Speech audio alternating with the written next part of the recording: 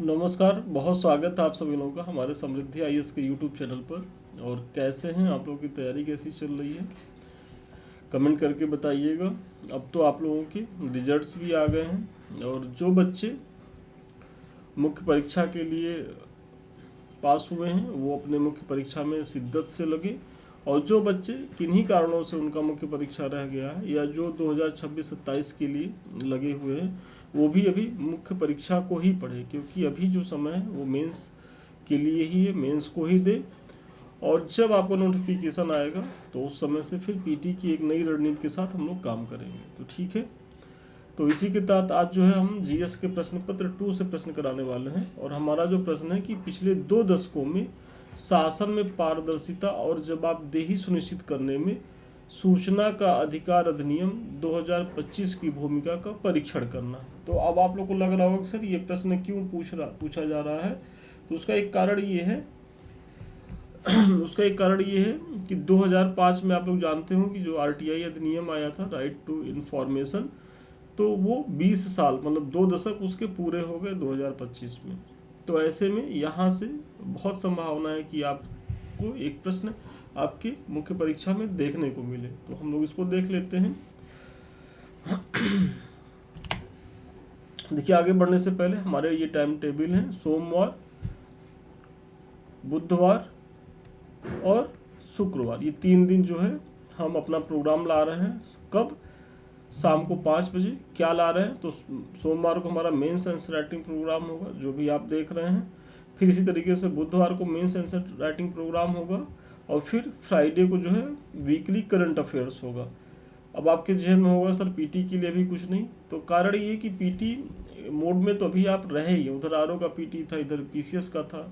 तो ऐसे में अभी पीटी की बहुत उपयोगिता है नहीं। आप मुख्य परीक्षा पढ़ें, और जब नोटिफिकेशन आएगा तो हम उस समय पीटी की भी चीज़ें लाएंगे, और लाते ही हैं। पीछे भी आपने देखा होगा तो वो आपको दिखा ही होगा। साथ ही साथ यदि आपको ये लगे कि पीटी की भी चीज़ें कुछ करनी चाहिए, तो बहुत सारे वीडियोज पड़े हुए हैं। मतलब हिस्ट्री पूरा कंप्लीट है, पॉलिटी कंप्लीट है, ज्योग्राफी कंप्लीट है, यूपी स्पेशल पूरा कंप्लीट है, महत्वपूर्ण तथ्यों की श्रृंखला पूरा कंप्लीट है। तो बहुत से ऐसे वीडियो के आप देखेंगे 2.5-3 महीना उसी में लग जाएगा आपका। तो उसको तैयार करें, और वहाँ से बहुत सारे प्रश्न आपको आपकी परीक्षा में देखने को मिलेंगे। बहरहाल अभी तो आप जो है शाम को 5 बजे सोमवार, बुधवार और शुक्रवार जरूर चैनल पे विजिट करें, इन प्रोग्राम से जुड़े।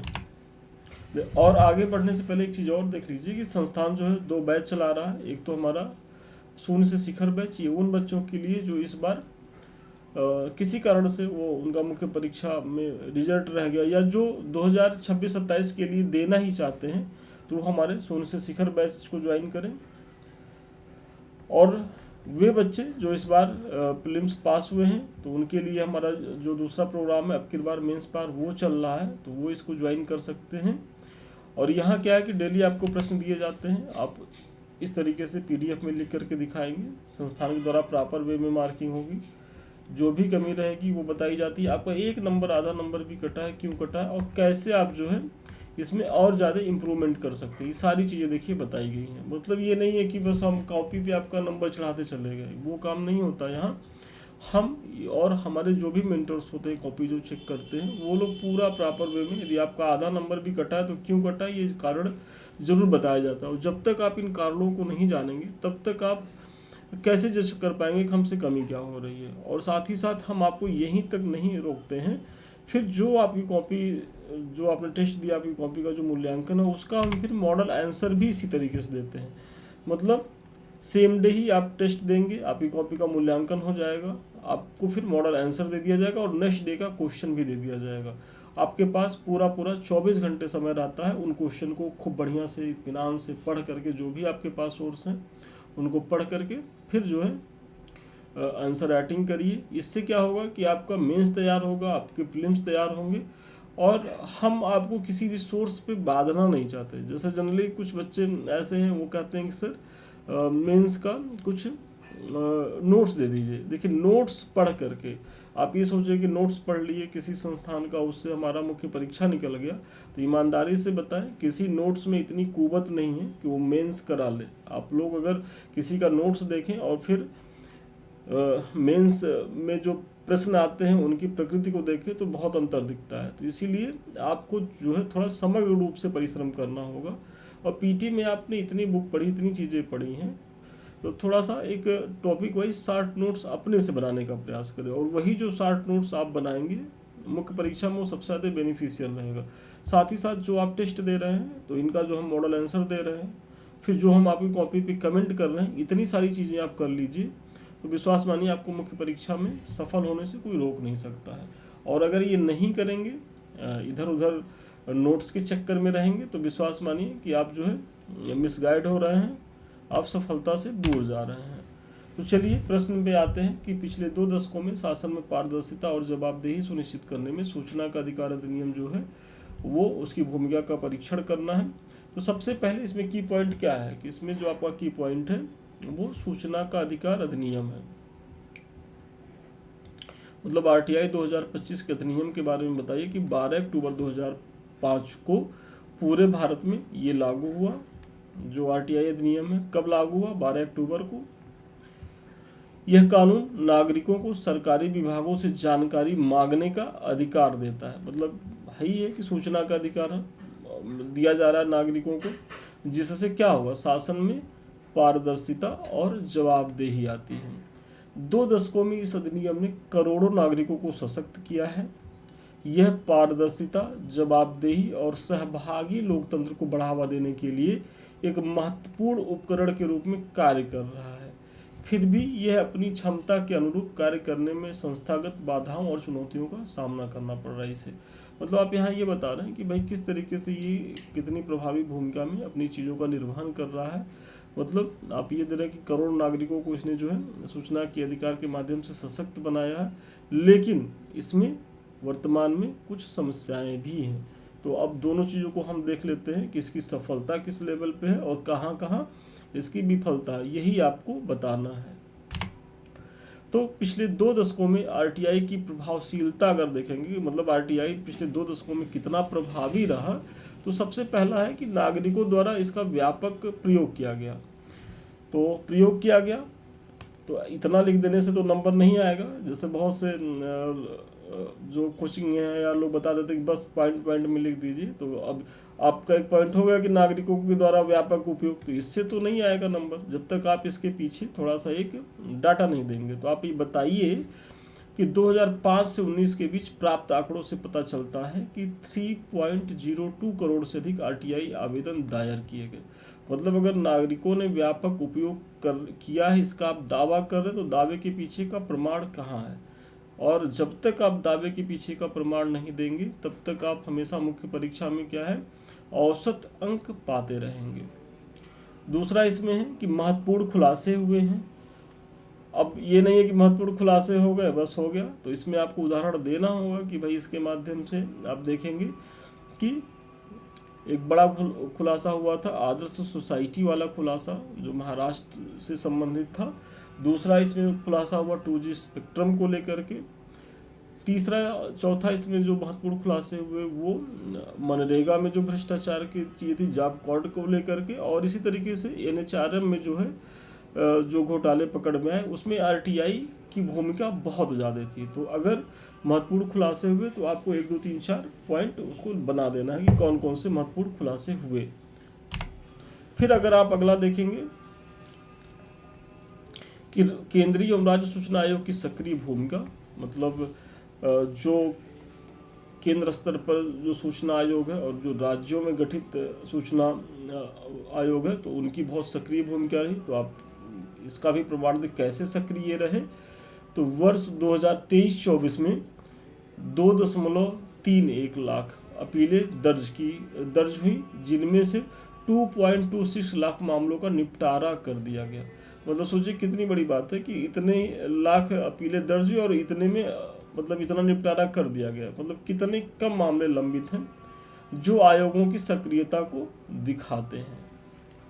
फिर तकनीकी विकास और जागरूकता में इसने वृद्धि किया है। कैसे? तो ई फाइलिंग, मतलब आप ऐसा नहीं है कि आवेदन आप ई फाइलिंग के माध्यम से कर सकते हैं, यहाँ ई सुनवाई की बात है, मतलब हेयरिंग की बात है। और सार्वजनिक डेटाबेस जैसी तकनीकी सुविधाओं को अपनाने से सूचना तक पहुंच में उल्लेखनीय सुधार हुआ है।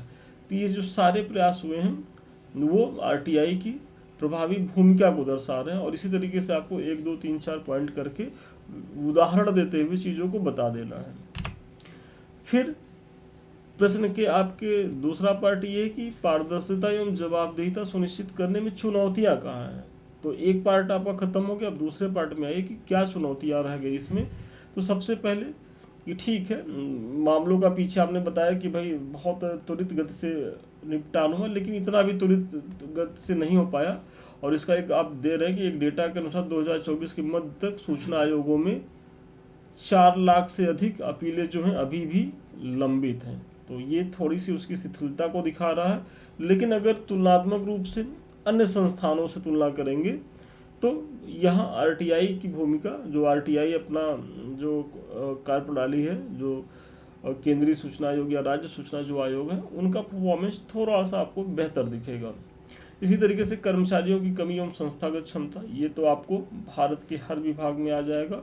और अगर किसी भी विभाग में चीज़ें प्रभावित हो रही हैं तो आप इस पॉइंट को तो यूनिवर्सल मान के चलिए, लिख दीजिए, एकदम सही है। क्योंकि आप देख रहे होंगे कि कई राज्यों और केंद्रीय सूचना आयोगों में कर्मचारियों का भारी अभाव है। सरकार नियुक्ति करना नहीं चाहती। सरकार तो देख ही रहे हैं कि वादा तो बड़ा बड़ा कर रहा है कि नौकरी देंगे, और बेरोजगारी का आलम जिस तरीके से है चीज़ों को, तो ये समस्या हर विभाग में सफ़र कर रहे हैं। और इससे विभाग भी सफ़र कर रहा है और हमारे जो युवा हैं वो भी सफ़र कर रहे हैं। तो दोनों चीज़ें हैं जिससे शिकायत निवारण प्रणाली और प्रवर्तन में गंभीर समस्याएं आ रही हैं। कि भाई अगर आपके पास वर्क फोर्स ही नहीं है, मतलब आपके पास काम करने के लिए जो न्यूनतम जो लोग होने चाहिए वही नहीं है, तो आपका काम प्रभावित होना ही होना है। और इसीलिए जो लंबित चीज़ें इसमें दिख रही हैं, तो उसका एक बड़ा कारण यही है कि वर्क फोर्स की कमी है, मैन पावर की कमी है। वर्ष फिर अब अगर आप कह रहे हैं कि कर्मचारियों की कमी और संस्थागत क्षमता है, तो थोड़ा सा आप उदाहरण दे दें कि 2023 में 4 राज्य में सूचना आयोग अकार्यशील थे। मतलब 2023 का एक डाटा है, उसमें ये बताया गया कि 2023 में 4 ऐसे स्टेट थे भारत में जहां सूचना आयोग जो है वो राज्य सूचना आयोग अकार्यशील रहा। मतलब वो काम करता ही नहीं दिख रहा था, मतलब वो पूरी तरीके से अकार्यशील रहा। और अगर केंद्रीय सूचना आयोग की बात करें तो आधे से अधिक आयुक्तों के पद रिक्त थे।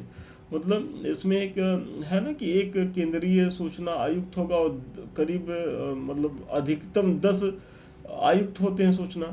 तो आप सोचिए अगर 10 आयुक्त इसमें प्रावधान है और उसमें 5 ही तैनात हो, 5 नहीं हो, तो आप समझ सकते हैं कि चीज़ें किस तरीके से प्रभावित हो रही, या इसको लेकर के सरकार कितना उदासीन है। कि मतलब टॉप बॉडी, मतलब जो शीर्ष पद है वही रिक्त है, बाकी जो नीचे के कर्मचारी हैं उनकी तो फिर क्या स्थिति होनी है। तो आप इसका भी उदाहरण दें कि मतलब अगर मैन पावर की कमी है, कर्मचारियों की कमी है, तो आपने उसका उदाहरण दिया है। फिर इसमें जो अगला एक पॉइंट आता है ना कि अधिकारियों द्वारा आरटीआई अधिनियम का उल्लंघन एवं अक्षम दंड प्रणाली। मतलब इसमें ये बताया जा रहा है कि अक्सर अधिकारियों द्वारा आरटीआई अधिनियम के प्रावधानों का उल्लंघन किया जाता है। हालांकि इसका उल्लंघन करने पर दंड का प्रावधान, मतलब दंड के प्रावधान होने के बावजूद भी अधिकारी इसका उल्लंघन कर देते हैं आरटीआई अधिनियम के प्रावधानों का। वो क्यों कर देते हैं? कहीं न कहीं दंड व्यवस्था लचर है। उनको ये लग रहा है कि भाई हम गलती करेंगे, हमको दंड नहीं मिलेगा, तो इसीलिए ऐसा हो रहा है। और वही आप बता रहे हैं कि दंड का प्रावधान है, किंतु आरटीआई अधिनियम के उल्लंघन के सिर्फ 5% मामलों में ही जन सूचना अधिकारियों को दंडित किया गया। मतलब अगर 100 लोग जो है आरटीआई अधिनियम के अधिकारों का उल्लंघन करते हैं, जो जन सूचना अधिकारी होते हैं, तो अगर 100 अधिकारियों के खिलाफ कंप्लेंट किया गया है तो दोषी मतलब ठहराया गया है या जिन पे कार्रवाई हुई है कितना, तो 100 में केवल 5%। अब सोचिए मतलब 95% जो है वो गलती करके घूम रहे हैं।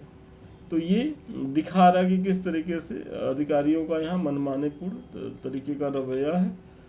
फिर आरटीआई कार्यकर्ताओं को खतरा। एक बहुत बड़ी चुनौती यही है कि भाई जो आरटीआई कार्यकर्ता होते हैं वो अपनी जान का जोखिम डाल करके जो बड़े बड़े स्कैम हैं, भ्रष्टाचार हैं, उनका वो खुलासा करते हैं। और ऐसे में आए दिन पेपर में देखा जाता है कि भाई आरटीआई एक्टिविस्ट थे और उनको कुचल के मार डाला गया, किसी तरीके से मतलब उनकी हत्या कर दी जाती है। और इसी में आप बता दीजिए कि आरटीआई कार्यकर्ताओं को विशेष रूप से भ्रष्टाचार प्रकरण को उठाने में जान का खतरा बना रहता है, जैसे कॉमनवेल्थ ह्यूमन राइट्स इनिशिएटिव के अनुसार। अब देखिए, इतना लिखेंगे तो आपको नंबर नहीं आएगा। जब तक आप अगर जान का खतरा है तो ये तो हम आप सभी जान रहे हैं, लेकिन कुछ डाटा देना होगा, मतलब कुछ उदाहरण देना होगा। और ये उदाहरण दीजिए कि कॉमनवेल्थ जो ह्यूमन राइट इनिशिएटिव के अनुसार अब तक भारत में 99 आरटीआई कार्यकर्ता अपनी जान गंवा चुके हैं। और ये तो एक आंकड़ा है, मतलब वैसे तो कितने ज़्यादा मारे गए हैं इसकी तो गणना ही नहीं है। तो ये भी एक बड़ी समस्या है आरटीआई कार्यकर्ताओं के लिए। फिर इसमें आप अगला जो देखेंगे कि संस्थागत स्वायत्ता का ह्रास, मतलब सारी चीज़ें तो पीछे थी ही कि कर्मचारियों की कमी थी, जो आरटीआई एक्टिविस्ट थे उनकी हत्या हो जाती थी। ये सारी कमी तो थी, उससे भी एक बड़ी समस्या निकल के आई 2019 में, जो आरटीआई में जो संशोधन किया गया। तो इसके माध्यम से सरकार ने क्या किया कि सूचना आयुक्तों के कार्यकाल, मतलब पहले आप देखेंगे जो आरटीआई मतलब सूचना आयुक्त थे, उनका कार्यकाल केंद्रीय सूचना आयुक्त का 5 वर्ष या 65 वर्ष जो पहले हो वो होता था, उसको घटा करके 3 वर्ष या 65 वर्ष कर दिया गया।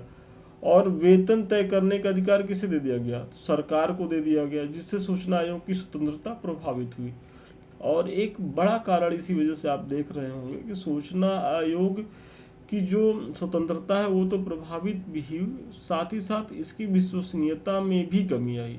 वही आप देखेंगे कि 2014 के पहले के मामलों को तो इसने खूब बढ़ चढ़ के उजागर किया, दिखाया, जो मैंने पीछे उदाहरण भी दिया। लेकिन क्या 2014 से लेकर के 2025 तक, मतलब इधर करीब करीब जो 10 साल से ज़्यादा का समय हो गया है, तो मतलब आरटीआई अधिनियम के माध्यम से कोई भ्रष्टाचार उजागर हुआ ही नहीं। मतलब इससे तो यही साबित हो रहा है कि भारत की जो मशीनरी है, जो गवर्नमेंट है, जो सरकार है, वो बहुत ज़्यादा मतलब साफ सुथरी छवि वाली है, जो एकदम व्यवहारिक नहीं दिखता है। तो कारण वही है कि भाई जब जो उसके अधिकारी कर्मचारी हैं उनकी नियुक्ति का बॉस अगर सरकार हो जाएगी, तो कौन जो है अपने बॉस के खिलाफ कोई भी प्रकरण उठाएगा, बल्कि वो उन प्रकरण को दबाने का प्रयास करेगा। और वही यहाँ जो है आपको दिख रहा है, जो 2019 का अधिनियम है। और ये एक प्रश्न चिन्ह भी उठाता है सरकार को। एक तो सबसे बड़ी चीज़ यहाँ एक चीज़ और देखेंगे, अगर इनकी नियुक्ति प्रक्रिया आपको याद होगा, पीटी में आपने पढ़ा होगा, तो नियुक्ति प्रक्रिया में देखेंगे राष्ट्रपति नियुक्त करता है। लेकिन राष्ट्रपति ऐसा नहीं कि किसी को उठा करके नियुक्त कर दे, उसमें 3 सदस्यीय एक कमेटी होती है, और उसमें एक होते हैं पीएम, दूसरा होते हैं विपक्ष के नेता, और तीसरा होता है पीएम जिसे नामित करेगा, पीएम द्वारा नामित कोई मंत्री। तो और फैसला जो है वो बहुमत से होता है। तो आप सोचिए, अगर पीएम किसी को नामित करने किसी मंत्री को, तो मंत्री की हिम्मत होगी कि पीएम के अगेंस्ट चले जाएंगे और विपक्ष के नेता के साथ मिल करके कोई नाम पे सहमति ले लेंगे। तो इनकी नियुक्ति प्रक्रिया ही अपारदर्शी है, मतलब वो ठीक नहीं है। विपक्ष का नेता लाख वो कर ले, और इसी वजह से एक मिस्टर थॉमस थे जो बनाए गए थे, नहीं शायद वो सतर्कता आयुक्त थे। तो मतलब जब भी इस तरीके की नियुक्तियां होती हैं तो समस्याएं आती हैं। तो फिर वहाँ कौन हस्तक्षेप करता है? सुप्रीम कोर्ट हस्तक्षेप करता है।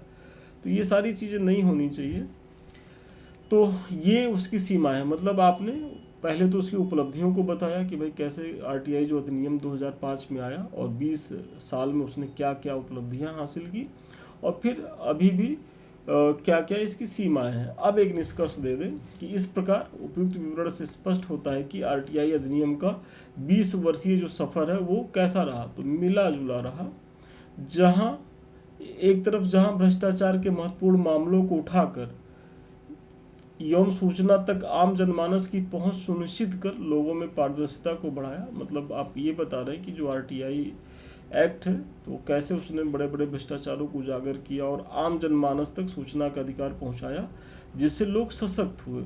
तो दूसरी ओर इसकी कई सीमाएं अभी भी बनी हुई हैं, और जो मैंने पीछे बताया कि भाई एक तो संस्थागत चुनौती आ गई, फिर आरटीआई एक्टिविस्टों की हत्या है, कर्मचारियों का अभाव है, लोगों के बीच में जागरूकता की भी कमी है। भाई आप देखिए अभी भी समाज में कितने लोग आरटीआई लगाते हैं। जितने भी हमारे व्यूवर्स हैं, जो भी पढ़ रहे वीडियो हमारा देख रहे होंगे, सुन रहे होंगे, जिसने भी लगाया या नहीं लगाया अभी आप कमेंट करिएगा। देखिएगा जितने व्यूज आएंगे, अगर सभी लोगों ने ईमानदारी से कमेंट किया तो उसमें अगर 500 लोगों ने वीडियो को देखा होगा तो 5 लोग भी नहीं मिलेंगे जिन्होंने अपने जीवन में आरटीआई का प्रयोग किया है। तो ये सारी चीज़ें हैं, क्योंकि लोग अभी उतना अवेयर ही नहीं है, लोग जागरूक ही नहीं है, और चूंकि हमारे यहाँ शिक्षा का स्तर भी उस लेवल का भी नहीं है, तो ये सारी समस्याएं हैं। चूंकि नागरिकों के आगे बताइए इसी में, चूंकि नागरिकों के सूचना के अधिकार को सुप्रीम कोर्ट ने क्या माना है, मौलिक अधिकार के रूप में मान्यता दी है। जो हमारा राइट टू इन्फॉर्मेशन है, तो इसे सुप्रीम कोर्ट ने फंडामेंटल राइट्स के रूप में मान्यता दी है। अतः इसे और ज़्यादा जो है अधिक सशक्त बनाए जाने की ज़रूरत है। देखिए इसका उद्देश्य तो बहुत पवित्र है कि भाई अगर जो कहा गया ना कि जो लोकतंत्र में जनता ही जनार्दन होती है, मतलब जनता ही ईश्वर होती है, मतलब वही भाग्य विधाता होती है, तो ऐसे में जनता रूपी जनार्दन को व्यवस्था में क्या चल रहा है, सिस्टम में क्या हो रहा है, भाई उसी का सारे टैक्स का पैसा है, तो वो कहाँ खर्चा हो रहा है, क्या स्थिति है, जानने का पूरा हक है। लेकिन जनता ही जो है वो गुमराह बनी हुई है। तो ये सारी चीज़ें इसकी समस्याएं हैं। तो आज के प्रश्न का उत्तर यहीं तक था, और मुझे बड़ा भरोसा है कि इस प्रश्न के माध्यम से न केवल आपको एक मॉडल उत्तर मिला होगा, बल्कि भूमिका कैसे लिखनी, निष्कर्ष कैसे लिखना, बीच का पार्ट कैसे लिखना, इसके बारे में भी जो है हम कुछ बता पाए होंगे। इन बैचों की चर्चा तो मैंने कर ही दी है, सोने से शिखर तक, और अब की बार मेंस पर जो जिस लायक है, मतलब जिसके लिए योग्य है, वो आए इस बैच में, और विश्वास माने वो आए और संस्थान के साथ कदम ताल मिला के चले। विश्वास करें बहुत अच्छी स्थिति में रहेंगे। केवल जितने भी आपसे चीज़ें कही जाएं करने को वो करें। ये कुछ हमारे लिंक्स हैं। तो इसमें सबसे महत्वपूर्ण ये है कि समृद्धि आईएएस का जो ये हमारा ऑफिशियल टेलीग्राम है, तो अभी तक आप लोगों ने अगर इसे ज्वाइन नहीं किया तो ज्वाइन करें। क्योंकि क्या है ना कि जो आप लोग पीडीएफ मांगते हैं, या आप लोग को ये रहता है कि बहुत सी सूचनाओं को मैसेज करते रहते हैं, आप टेलीग्राम पे हमसे जुड़े नहीं रहते। अगर टेलीग्राम पे हमारे आप जुड़े रहते तो हमारे जो एडमिन्स हैं, विनीत सर हैं, हम हैं, और भी जो हमारे फैकल्टीज़ हैं, वो अपने अपने सब्जेक्ट से संबंधित बहुत सी सूचनाएं यहाँ देते रहते हैं, या कोई नई वैकेंसी के बारे में जानकारी होती है। और सबसे बड़ी बात कि जो हम पढ़ा रहे हैं उसका भी पीडीएफ आपको क्या है कि यही मिल जाता है। तो ये सारी चीज़ें आपको यहाँ देखने को मिलेंगी @समृद्धि आईएएस ऑफिशियल टेलीग्राम चैनल पे। और हमारे 2 लिंक और आपको दिख रहे होंगे, एक तो हमारा यूट्यूब है, और दूसरा सेकंड चैनल जो हमारा Sandeep Mishra official YouTube channel. तो ये दोनों चैनल आपकी तैयारी के लिए बहुत ही ज़्यादा समर्पित है। तो अभी तक आप लोगों ने अगर इनको ज्वाइन नहीं किया है तो ज़रूर ज्वाइन करें। आप देखेंगे कि यहाँ बहुत सारे वीडियो पड़े हुए हैं। और सबसे अंत में आप हमसे जुड़ना चाहते हैं, हमारे किसी बैच से जुड़ना चाहते हैं और हमसे बात करना चाहते हैं, तो 7303307507 पे संपर्क कर सकते हैं। तो ठीक है, आज के लिए इतना ही। पुनः मिलते हैं नए वीडियो में नए क्लास के साथ। तब तक के लिए धन्यवाद, शुभकामनाएं आपको।